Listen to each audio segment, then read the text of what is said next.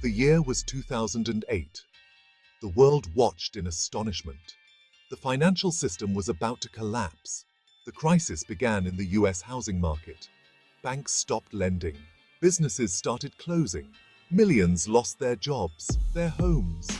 This was the Great Recession, the worst economic downturn since the 1930s. The world was standing on a precipice. How did we get here? Greed, deregulation, and a collective failure to understand the risks.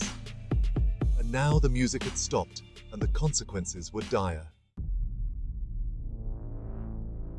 At the heart of this crisis was a simple concept: subprime mortgages. These were home loans given to borrowers with bad credit history, people who wouldn't normally qualify for a mortgage. Banks, flush with cash and eager to profit from the booming housing market, loosened their lending standards. Subprime mortgages were packaged and sold as securities, and it became a lucrative business. The problem? These mortgages were ticking time bombs. Many borrowers were lured in with low initial payments, unaware of the future payment increases they couldn't afford. As long as house prices kept rising, everyone benefited. Homeowners could refinance, banks were making profits, and investors were reaping rewards from these mortgage-backed securities.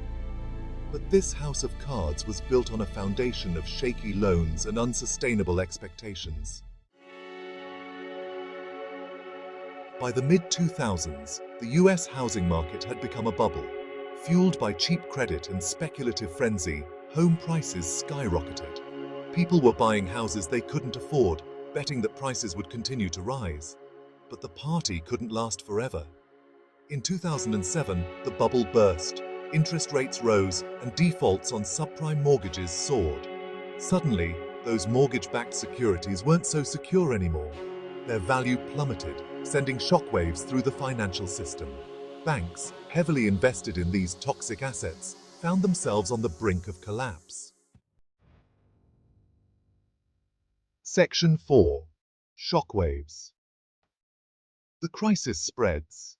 The collapse of the housing market triggered a chain reaction. Banks, fearful of further losses, stopped lending to each other and to businesses. Credit markets froze, starving the economy of the lifeblood it needed to function. What began in the United States quickly spread across the globe, infecting financial institutions and economies worldwide.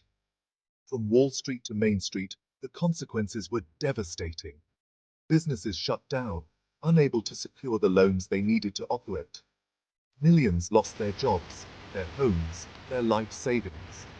Unemployment soared, and consumer spending plummeted, pushing the economy deeper into recession. Section 5. Picking up the pieces, aftermath and response. In the wake of the crisis, governments around the world took unprecedented steps to stabilize the financial system and prevent a complete meltdown.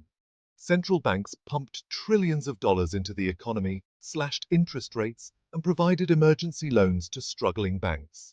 Governments implemented massive stimulus packages to kickstart their economies and create jobs. The road to recovery was long and arduous. The crisis exposed fundamental flaws in the financial system, from lax regulation and excessive risk-taking to a lack of transparency and accountability. In response, governments implemented stricter financial regulations, increased oversight of financial institutions, and created new consumer protection agencies. Section 6. Never Again: Lessons and the Future. The Great Recession was a wake-up call, a stark reminder of how interconnected the global economy is and the devastating consequences of unchecked greed and risk-taking. It highlighted the importance of greater regulation, transparency, and a focus on long-term stability over short-term profits. While the world learned valuable lessons from the crisis, the question remains: have we done enough to prevent such a crisis from happening again? The financial system is complex and constantly evolving, and new risks will always emerge. Vigilance, sound regulation, and a commitment to responsible financial practices are essential to ensure that the mistakes of the past are not repeated. The world cannot afford another Great Recession.